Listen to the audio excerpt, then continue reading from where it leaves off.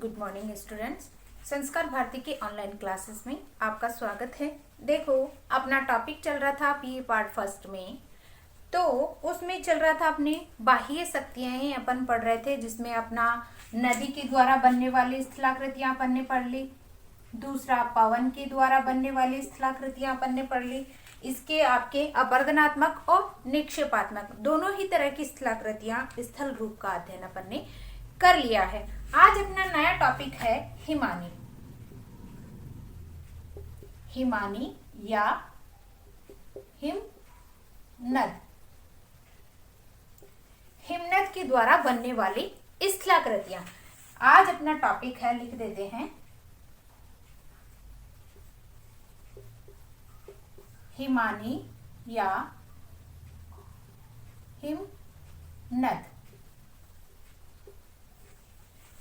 आज अपन हिमानी या हिमनद के कार्य पढ़ेंगे या इसके बारे में आपका जो स्थलाकृतियां हैं के कार्य, हिमनद या हिमानी के कार्य।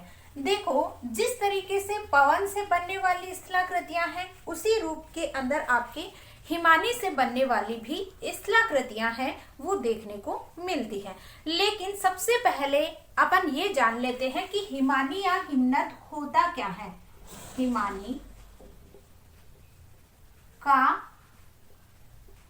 अर्थ देखो, सबसे पहले अगर हिमानी के अर्थ के बारे में मैं बताती हूं, तो कोई भी आपका स्थायी क्षेत्र, कोई भी जहां पे हाथ का क्या है बर्फ है, वो स्थायी रूप से जमा होती रहती है, जिसमें आपका जैसे नॉर्वे है, ग्रीनलैंड है, आपका ये जो क्षेत्र है अलास्का है, इन क्षेत्रों में हमेशा क्या रहती है, स्थायी रूप से क्या है, आपकी बर्फ की मोटी चादर है वो जमा रहती है, या मोटी चादर का भार होता है।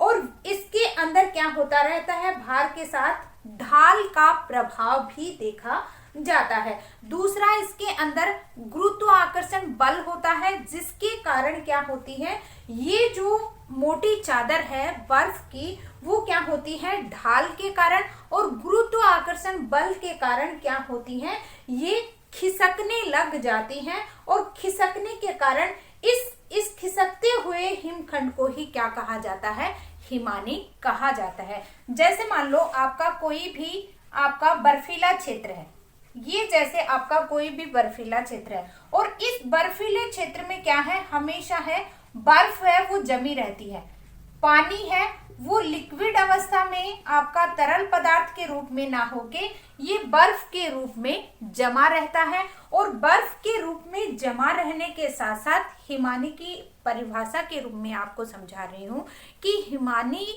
किसे कहते हैं या हिमनद कहते किसे, उसके बाद में पढ़ेंगे स्थलाकृतियां।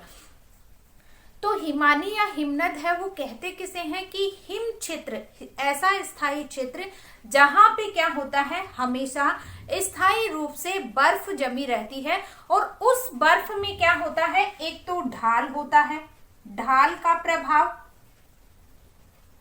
और दूसरा क्या है, गुरुत्व बल के कारण जो बर्फ की सिलाएं जो होती हैं वो नीचे खिसक कर आ जाती हैं हिमखंड के रूप में, वो ही क्या कहलाता है, आपका हिमनद कहलाता है।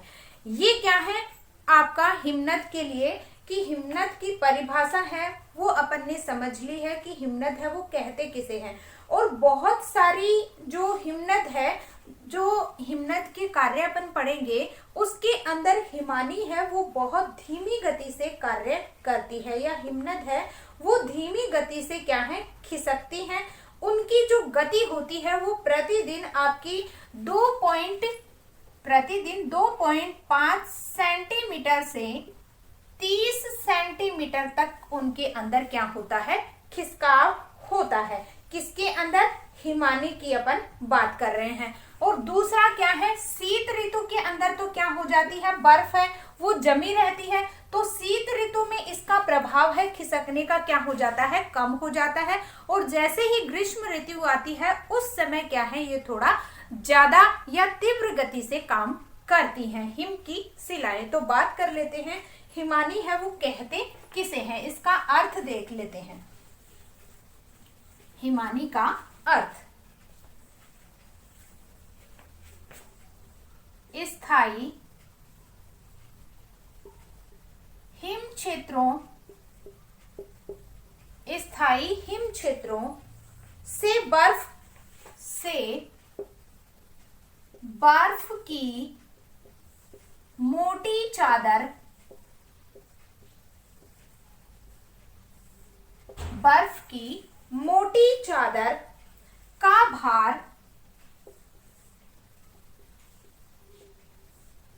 ढाल का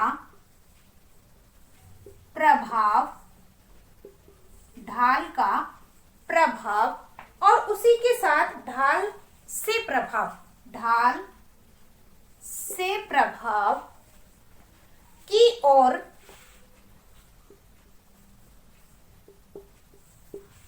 ढाल से प्रभाव की ओर खिसकने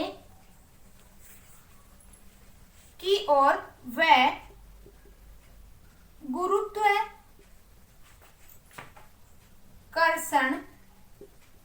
बल के कारण, गुरुत्वाकर्षण बल के कारण या शक्ति के कारण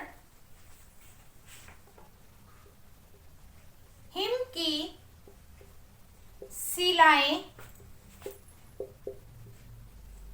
या हिमखंड का खिसकना ही हिमनद कहलाता है। हिमानी या हिमनद कहलाता है। ठीक है, तो सबसे पहले अपन को जानना है कि हिमानी या हिमनद कहते किसे हैं, कि हिमालय वाले क्षेत्र के अंदर या स्थायी बर्फ जहां पे जमी रहती है उस क्षेत्र में आपकी मोटी जो बर्फ की चादर है वो और उसका जो ढाल का स्वरूप है वो उस ओर होने के साथ साथ उसमें बल, जो गुरुत्वाकर्षण बल जिस तरीके से पृथ्वी हर वस्तु को अपनी ओर आकर्षित करती है उसी तरीके से क्या है, जो आपकी जो हिमानी की जो चट्टान है वो क्या है, खिसक कर नीचे की ओर आ जाती है और रास्ते में जितने भी आपके चट्टानी या सैल को क्या है घिसते हुए नीचे की ओर आती है तो आपकी क्या है अनेक प्रकार की स्थलाकृतियों को जन्म देती है। तो इसे अपन क्या कहते हैं, हिमानी या हिमनद कहा जाता है। और इसकी अगर गति की बात करते हैं तो गति इसकी प्रतिदिन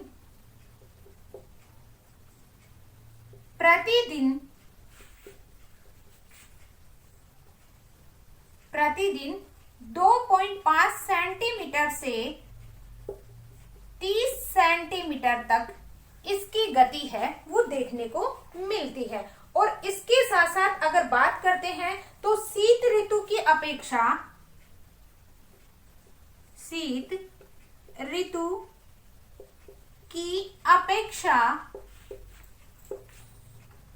ग्रीष्म ऋतु में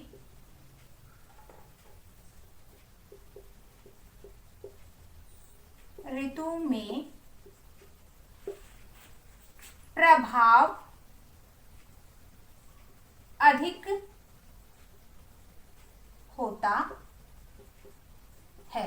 किसका, हिमानी का, कि हिम की जो शिलाएं हैं शरद ऋतु के अंदर क्या होती हैं, आपकी अधिक जमा रहती हैं जिसके कारण वो क्या है नीचे की ओर कम खिसकती हैं। लेकिन जैसे ही ग्रीष्म ऋतु आ जाती है तो तापमान की अधिकता के कारण क्या होने लग जाती हैं, बर्फ की शिलाएं हैं वो खिसक कर नीचे की ओर आने लग जाती है। तो इस तरीके से क्या है दोनों जो ऋतुएं हैं वो अपेक्षाकृत शीत ऋतु के अंदर हिमानी का अपर्दन है वो अधिक देखने को मिलता है।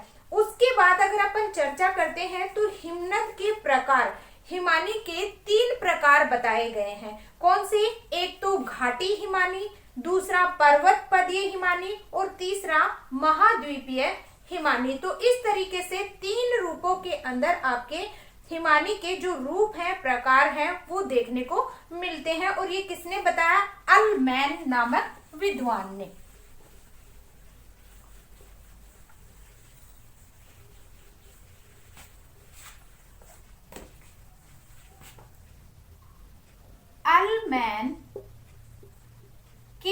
अनुसार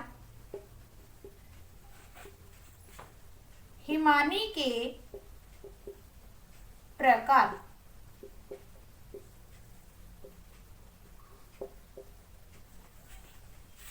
तीन प्रकार हिमानी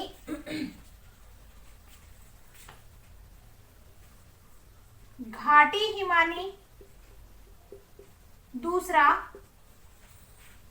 पर्वतपदीय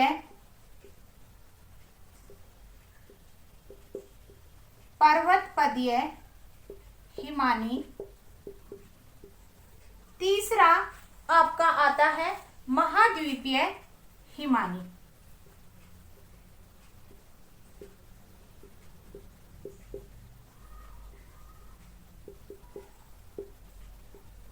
ठीक है, हिमानी को तीन भागों के अंदर इसको बांटा गया है। आपके तीन जो प्रकार हैं हिमानी के, वो किसने बताए हैं? एलमैन ने बताए हैं। घाटी हिमानी, पर्वतपदीय हिमानी और महाद्वीपीय हिमानी। तो इस तरीके से क्या है, हिमानी के रूप है वो देखने को मिलते हैं। घाटी देखो, ये प्रकार किस रूप में, जैसे घाटी हिमानी का मतलब होता है घाटी के अंदर जो बर्फ जमी हुई रहती है वो घाटी हिमानी कहलाती है।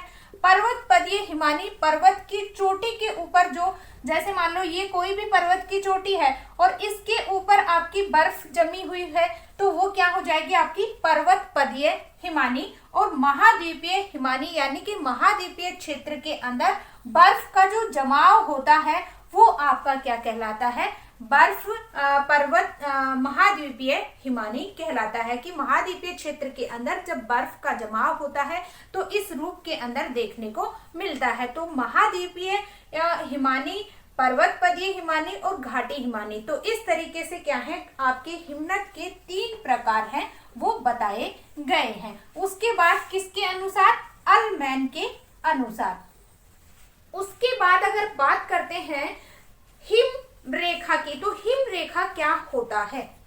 सबसे पहले देखते हैं हिम रेखा क्या होती है।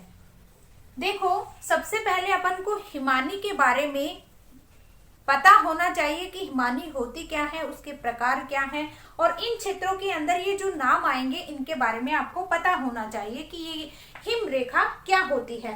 तो हिम क्षेत्र की निचली सीमा को क्या कहा जाता है? हिम रेखा कहा जाता है। जैसे मान लो आपका ये कोई भी ये आपका ग्लोब है और यहाँ पे आपका भूमध्य रेखा और ये उत्तरी ध्रुव है, ये दक्षिणी ध्रुव है। ठीक है, तो उत्तरी ध्रुव और दक्षिणी ध्रुव दोनों पे क्या होती है, आपकी बर्फ है वो जमी रहती है। जैसे मान लो यहां से आपकी बर्फ है वो जमी हुई है, तो हिम रेखा है वो किसे कहेंगे? हिम क्षेत्र की निचली सीमा को। जैसे यहां से आपका उत्तरी ध्रुव के ऊपर यहां से धरातल स्टार्ट होता था और यहीं से आपकी क्या है, बर्फ है वो जमी हुई है, तो इस क्षेत्र को क्या कहा जाता है? हिम रेखा कहा जाएगा। यानी कि जैसे मान लो दक्षिणी ध्रुव के अंदर अगर बात करते हैं तो यहां से आपका धरातल शुरू है दक्षिणी ध्रुव में और यहीं से आपकी बर्फ का जमाव है। जैसे मान लो ये आपका धरातल है और इस धरातल के अंदर आपका यहां से आपका उत्तरी ध्रुव शुरू है, तो यहीं से आपका क्या है, क्योंकि उत्तरी ध्रुव और दक्षिणी ध्रुव पे क्या है, हमेशा बर्फ जमी रहती है, तो जहां से यानी कि समुद्र तल या धरातल का जो ऊपरी हिस्सा है वहीं से क्या है, आपकी बर्फ जमी हुई मिलती है, वो क्या कहलाती है, आपकी हिम रेखा कहलाती है। जैसे मान लो दूसरा उदाहरण देती हूँ, ये जैसे आपका भूमध्य रेखा है, विषुवत रेखा है, यहाँ पे आपका तापमान अधिक होने की वजह से यहाँ पे पानी है वो क्या है, आपके लिक्विड अवस्था के अंदर मिलता है। क्यों? क्योंकि यहाँ पे तापमान की अधिकता पाई जाती है, यहाँ पे अधिक तापमान है मिलता है, जिसकी वजह से यहाँ पे बर्फ है वो नहीं जम पाती है। तो यहाँ पे क्या है, पर्वतीय क्षेत्र भी होंगे, यानी कि ये तो आपका धरातल है, और धरातल यहाँ पे जैसे ये आपका कोई भी पर्वतीय भाग है, और इस पर्वतीय भाग में क्या है, चोटी वाले क्षेत्र में अगर आपकी बर्फ जमी हुई है तो उसकी हिम रेखा कहाँ से होगी, यहाँ से, ना कि यहाँ से। ऐसे ही आपका उत्तरी ध्रुव और दक्षिणी ध्रुव में क्या है, धरातल के पास से ही क्या है, आपकी हिम रेखा शुरू हो जाती है। तो हिम रेखा कहा किसे जाता है, हिम क्षेत्र की निचली सीमा को, हिम क्षेत्र की निचली सीमा को हिम रेखा कहा जाता है। ठीक है, हिम रेखा कहा जाता है। तो इस तरीके से क्या है, आपकी हिम रेखा है वो देखने को मिलती है। यह वह रेखा होती है जिसके ऊपर वर्षा या जो वर्ष भर क्या होता है, वर्षा का हिम का आवरण है वो देखने को मिलता है, तथा बर्फ नहीं पिघलती है। हिम रेखा की ऊंचाई क्या होती है, समस्त भागों में समान नहीं मिलती है, सब में क्या है, अलग अलग देखने को मिलती है। और हिम रेखा की क्या है, नीचे वाला जो क्षेत्र होता है उसे तो अपन क्या कहेंगे, हिम रेखा कहते हैं, लेकिन यह जो रेखा है वो होती क्या है, जिसके ऊपर वर्ष भर बर्फ जमी रहती है, जिसके ऊपर वर्ष भर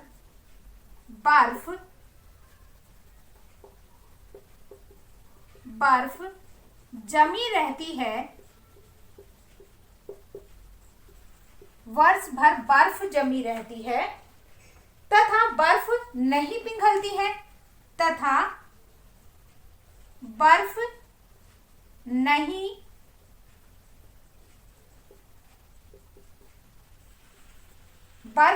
पिघलती है, और हिम रेखा की ऊंचाई, हिम रेखा की ऊंचाई हर क्षेत्र में समान नहीं होती,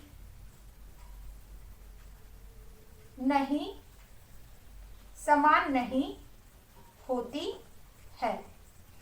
जैसे मैंने आपको अभी ये उदाहरण दिया है कि भूमध्य रेखा पे क्या है, कोई भी पर्वतीय क्षेत्र है या उसका जो शिखर वाला क्षेत्र होगा वहीं पे आपको बर्फ है देखने को मिलती है, वहां पे भूमध्य रेखा के आसपास वाले एरिया के अंदर नहीं दिखाई देगी, पर्वत की चोटी के ऊपर बर्फ है वो दिखाई देती है।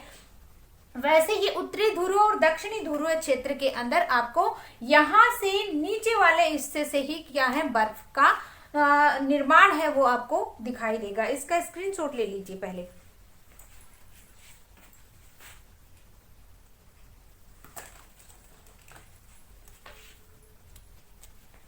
उसके बाद अगर अपन चर्चा करते हैं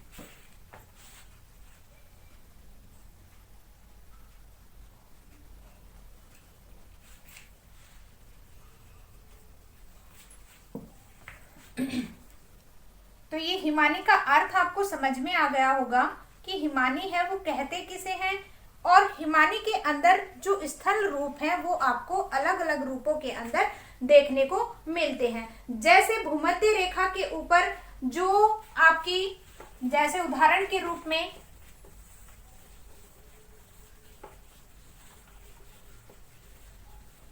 देखो, जैसे भूमध्य रेखा के ऊपर इसकी जो ऊंचाई है एंडीज पर्वत पर, भूमध्य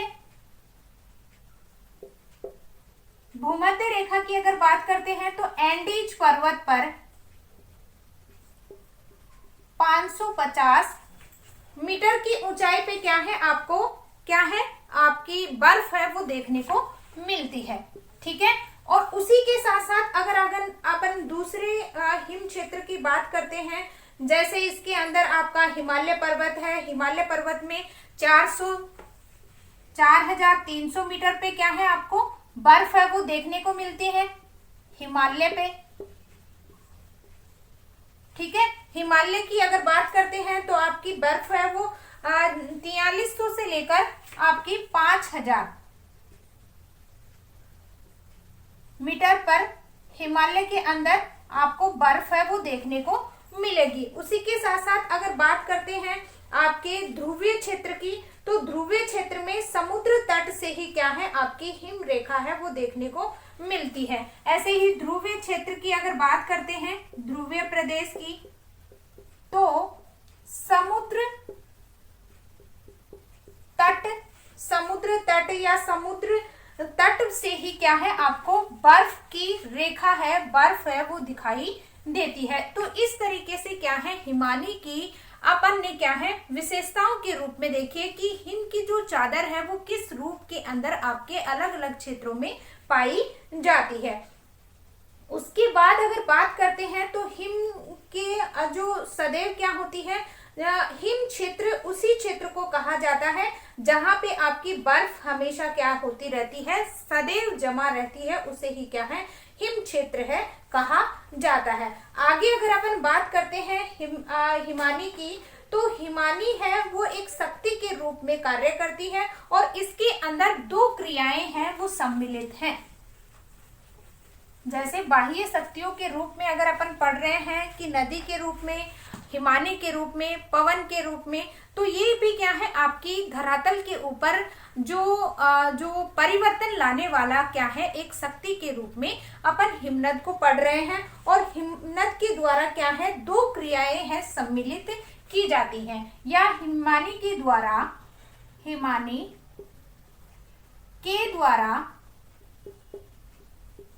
दो क्रियाएं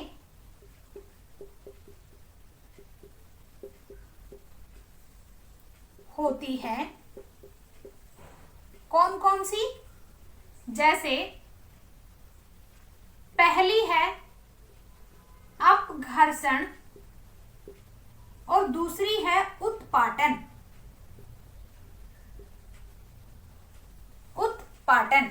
पहली है आपकी अपघर्षण, दूसरी है उत्पाटन। देखो दोनों को समझते हैं।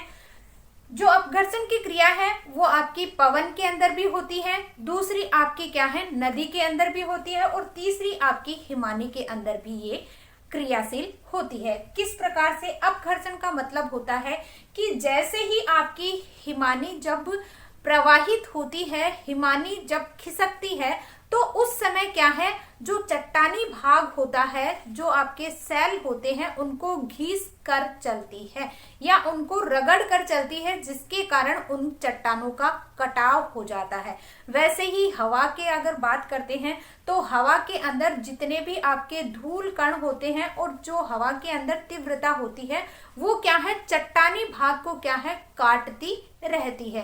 धीरे धीरे हवा के जो थपेड़े लगते हैं, हवा जब तीव्र गति से चलती है तो उसके अंदर जो धूल कण, मिट्टी के जो कण होते हैं वो क्या है आपके अपरदन का कार्य करते हैं, चट्टानों को काटते हुए घर्षण के द्वारा क्या हो जाता है उनमें अपरदन शुरू हो जाता है। और ऐसे ही नदी के अंदर होता है कि नदी जब प्रवाहित होती है तो चट्टानी भाग के जो कंकड़ पत्थर होते हैं वो क्या है सेल को काटते हुए चलते हैं। तो इस तरीके से अपघर्षण होता है। वैसे ही आपकी दूसरी क्रिया है उत्पाटन। उत्पाटन का मतलब होता है उखाड़ना।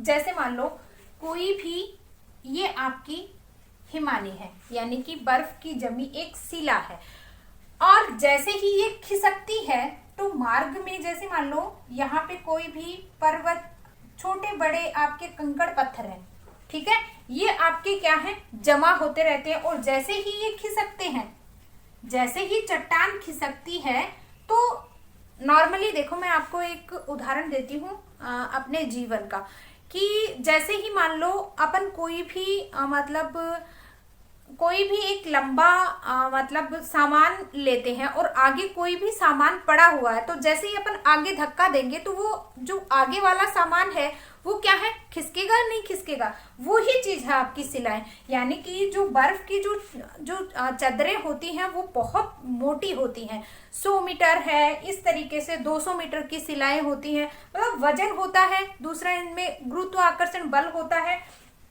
जिसके कारण जैसे ही ये शिला खिसकती है और खिसकने के कारण ये जो कंकड़ पत्थर पड़े हुए हैं, कोई भी आपका ये कोई भी एक चट्टानी भाग है और इस चट्टानी भाग के अंदर ये जैसे कोई भी एक पत्थर है आगे की ओर निकला हुआ है, इस तरीके से कोई भी इस तरीके से कोई भी एक पत्थर है वो इस तरीके से बाहर की ओर निकला हुआ है, तो जैसे ही ये आपकी शिला है खिसकेगी तो खिसकने के कारण ये क्या है, इन दोनों को क्या कर देगी, अपने साथ आगे की ओर धकेल देगी, जिसके कारण ये जो बाहर निकला हुआ था चट्टानी भाग वो क्या होगा, आपका टूट कर आगे की ओर खिसक जाता है। तो वो ही क्या है, आपका उत्पाटन कहलाता है। समझ में आ गया होगा। अब घर्षण का मतलब कि जैसे ही आपका हिमानी जो हिमानी है वो जैसे ही खिसकती है, जो शिलाएं खिसकती हैं बर्फ की, तो उस समय क्या होता है, आपका चट्टानी भाग क्या होता है, रगड़ के कारण उसमें अपरदन होता है और वो आपका क्या कहलाता है, अपघर्षण कहलाता है। कि उसमें घर्षण के कारण जो सेल है उनको क्या है, घर्षण के कारण अपरदित कर देती हैं, क्या, हिमानी या हिमनद। दूसरा क्या है, उत्पाटन, यानी कि जैसे ही बर्फ की शिलाएं नीचे की ओर खिसकती हैं और मार्ग के अंदर क्या है, कोई भी आपका शिला है उसका भाग ऊपर की ओर निकला हुआ हो, उभरा हुआ हो, तो उस समय क्या हो जाता है, वो अपने साथ उनको आगे की ओर बढ़ा देती हैं या उनको उखाड़ कर, जैसे ये आपका कोई भी पदार्थ था, पथरीला भाग था, उसको क्या कर देती है, उखाड़ देती है और अपने साथ है वो आगे की ओर उसको धकेल देती है। तो इस तरीके से उत्पाटन की क्रिया किसके अंदर होती है, हिमानी के अंदर सम्मिलित होती है। तो इस तरीके से दो क्रियाएं इसके अंदर सम्मिलित की जाती है, अपघर्षण और दूसरा उत्पाटन। अब अपन पढ़ेंगे हिमनद के कार्य के अंदर आपकी हिमानी से बनने वाले दो क्रियाएं सम्मिलित होती हैं,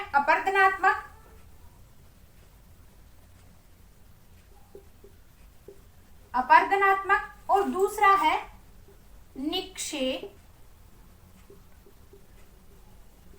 निक्षेपणात्मक। दो कार्य हैं वो आपके सम्मिलित किए जाते हैं। अपरदनात्मक की अगर बात करते हैं तो अपरदनात्मक के अंदर आपकी यू आकार की घाटी, सबसे पहले यू आकार की घाटी, दूसरा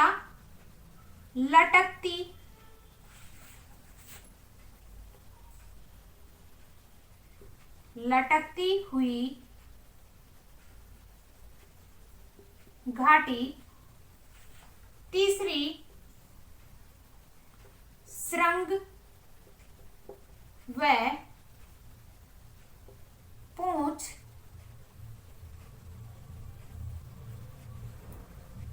फियोर्ड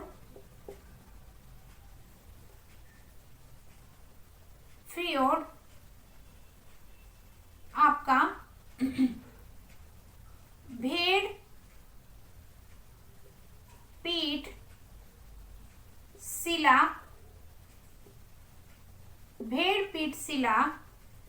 उसके बाद अगर आपकी आती है सर्ग हॉर्न या गिरिश्रृंग,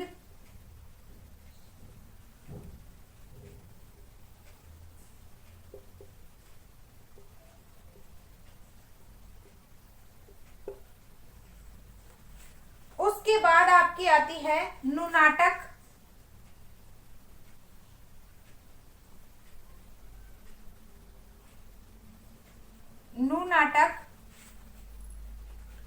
भेड़ पीठ सेल, शिला नहीं है सेल है, भेड़ पीठ सेल, ठीक है। हिमसोपान,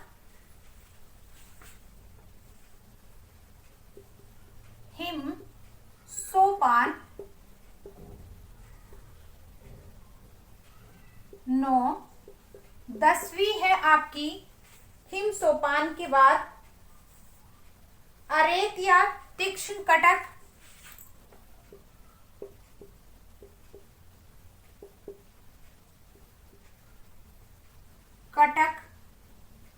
इस तरीके से क्या है आपकी स्थलाकृतियों का निर्माण है वो होता है।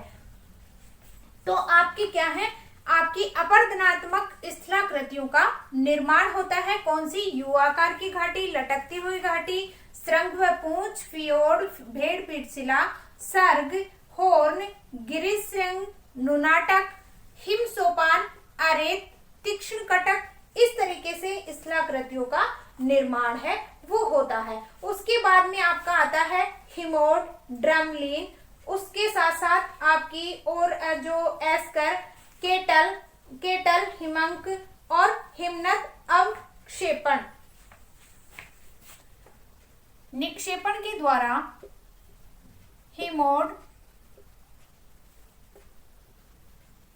एस्कर,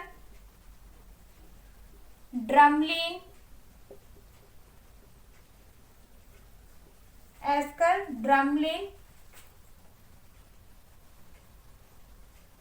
हिमनद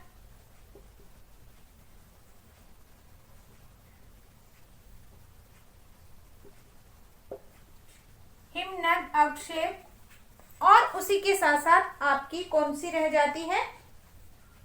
केटल हमक,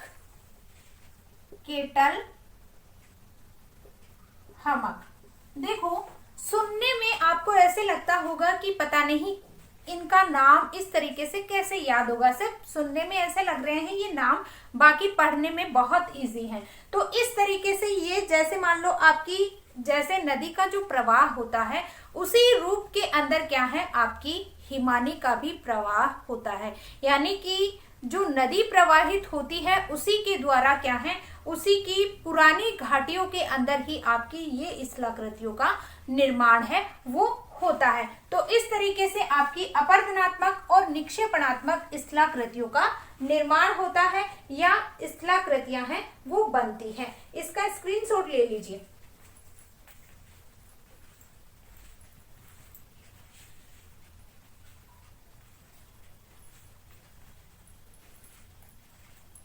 ठीक है, तो इस तरीके से क्या है, आपकी अपरदनात्मक और निक्षेपणात्मक हिमानी से बनने वाले स्थलाकृतियां हैं वो अपन अगले टॉपिक में चर्चा करेंगे। आज के लिए बस इतना ही। धन्यवाद।